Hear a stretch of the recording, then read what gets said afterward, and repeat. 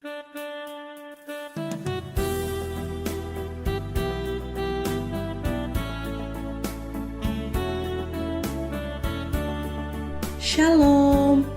kembali lagi dalam Renungan Harian Suluh Injil, edisi 25 Juli 2026.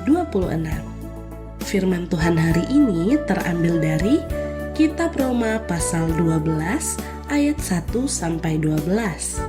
Nas firman Tuhan berbunyi, "Persembahkanlah tubuhmu sebagai persembahan yang hidup, yang kudus, dan yang berkenan kepada Allah."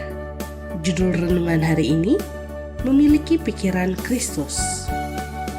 Dosa membawa kita jatuh dan jauh dari Allah, tetapi Allah telah membebaskan kita sehingga kita menjadi miliknya dan seluruh hidup kita menjadi penyembahan kepadanya.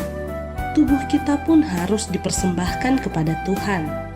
Agar hal ini dapat tercapai, maka pikiran kita harus dibarui. Karena pikiran kita pada dasarnya bukanlah pikiran yang menyembah Allah. Pikiran kita berisi penyembahan kepada diri sendiri. Tuhan mau pikiran kita diubah dan dibebaskan dari tipu daya dan kekuatan dunia. Rasul Paulus menegur jemaat Roma dengan keras, sebab di antara mereka ada yang pikirannya dikuasai hawa nafsu, sehingga Rasul Paulus mengatakan, karena mereka tidak merasa perlu untuk mengakui Allah, maka Allah menyerahkan mereka kepada pikiran-pikiran yang tidak layak, sehingga mereka melakukan apa yang tidak pantas. Dengan kondisi manusia seperti ini, maka perubahan pikiran hanya dapat terjadi jika Roh Kudus yang membarui. Allah lah yang berkehendak menolong kita, sebagaimana Ia juga yang berdaulat menyatakan murkanya atas kita. Allah menyelamatkan kita bukan karena perbuatan kita di dalam kebenaran. Faktanya, semua manusia telah berdosa dan dalam murkanya Allah telah menyerahkan manusia berdosa kepada kelaliman. Roh Kudus membarui pikiran manusia menurut belas kasihan Allah dan oleh pembasuhan kelahiran kembali. Pikiran yang telah diubahkan dan dibarui oleh Roh Kudus akan memiliki keinginan untuk mempersembahkan tubuh sebagai persembahan yang hidup, yang kudus, dan yang berkenan kepada Allah. Roh Kudus bekerja di dalam pikiran kita, mengisi dengan pengetahuan yang baru tentang Tuhan, meninggikan Kristus, menghancurkan hati yang keras, dan menggantinya dengan kerendahan hati dan kekudusan.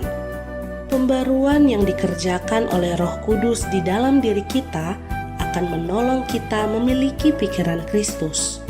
Pikiran Kristus mendorong kita terus belajar kebenaran dan kasih. Pikiran Kristus yang mengendalikan setiap tindakan dan tutur kata kita. Dunia dan kuasa dosa tidak dapat lagi berkuasa di dalam pikiran kita, walaupun godaan masih selalu ada di sekitar hidup kita. Dunia tak lagi dapat memisahkan kita dari kasih Kristus. Sebaliknya, sebagai manusia baru, kita akan membawa nama Kristus ke tengah dunia. Dunia inilah tempat kita berkarya, memberitakan, dan menghadirkan nama Kristus, nama yang berkuasa menyelamatkan dunia. Kiranya Tuhan menolong kita dan Roh Kudus mengaruniakan pembaruan di dalam pikiran kita, sehingga kita memiliki pikiran Kristus. Amin. Demikianlah renungan firman Tuhan hari ini. Tuhan Yesus memberkati.